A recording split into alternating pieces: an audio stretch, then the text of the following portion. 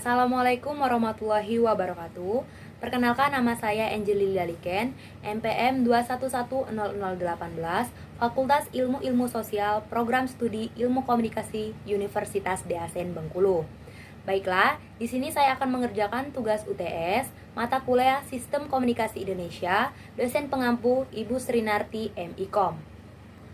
Di sini kami diberikan 3 pertanyaan. Untuk pertanyaan yang pertama, pandangan Anda terhadap sistem pers Indonesia di masa Orde Lama, Orde Baru, dan Orde Reformasi. Apa kaitannya dengan SKI? Dan pertanyaan kedua, mengapa penyiaran publik masih dibutuhkan masyarakat, lalu terkhususnya di kawasan pedesaan dan sebagiannya di perkotaan? Dan untuk pertanyaan ketiga, ponsel dijadikan sebagai realitas baru dalam SKI. Berikan pandangan Anda mengapa demikian, jelaskan. Baiklah, di sini saya akan mulai menjawab soal yang pertama.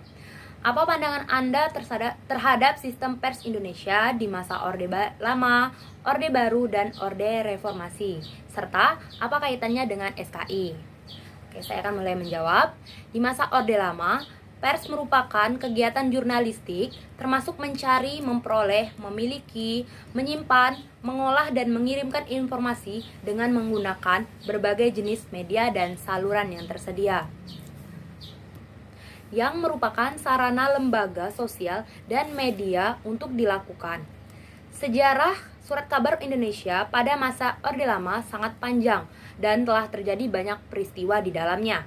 Berusaha untuk mengambil alih percetakan surat kabar dan penerbitan surat kabar sendiri. Surat kabar Indonesia pertama pada waktu itu adalah Verita Indonesia, surat kabar yang terbit di Jakarta pada tanggal 6 September 1945. Dan di masa Orde Baru, pada masa Orde Baru, media mengalami masa-masa sulit akibat tekanan dan represi yang intens, baik berupa pelarangan maupun ancaman pembunuhan terhadap wartawan yang meliputi berita, sesuai dengan keinginan mereka. Di sisi lain, pada masa Orde Baru, pers muncul sebagai salah satu suara reformasi untuk melestarikan demokrasi, sehingga pers menjadi pilar keempat sistem demokrasi Indonesia pasca reformasi. Dan di masa reformasi, setelah undang-undang pers diundangkan pada masa reformasi, kewenangan pengawasan dan pengendalian kebebasan pers di Indonesia dilimpahkan kepada Dewan Pers. Berbagai media cetak dan elektronik bermunculan selama ini. Era reformasi juga merupakan era keterbukaan pers di Indonesia. Media mulai mengkritik kinerja pemerintah Indonesia.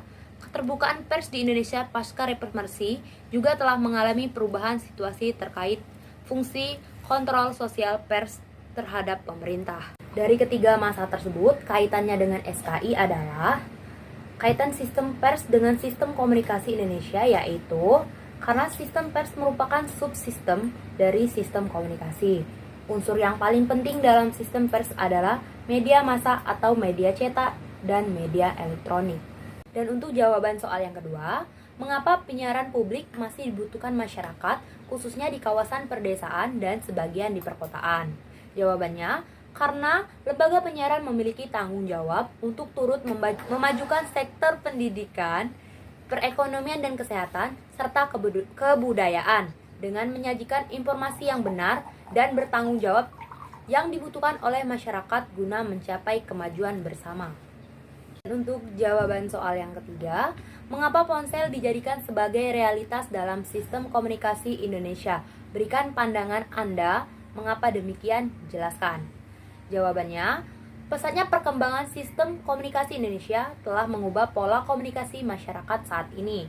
Khususnya di Indonesia, pola komunikasi berkembang dari perangkat yang paling sederhana seperti media seni dan komunikasi tatap muka, hingga perkembangan media cetak, surat kabar, dan media TV.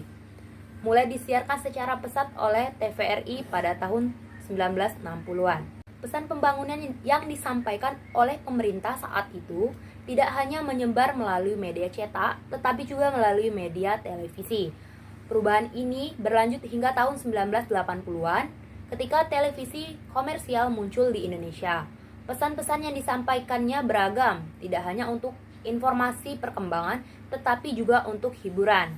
Kemudian, salah satu dekade terakhir dan kurang lebih Indonesia dikejutkan oleh pola telepon seluler.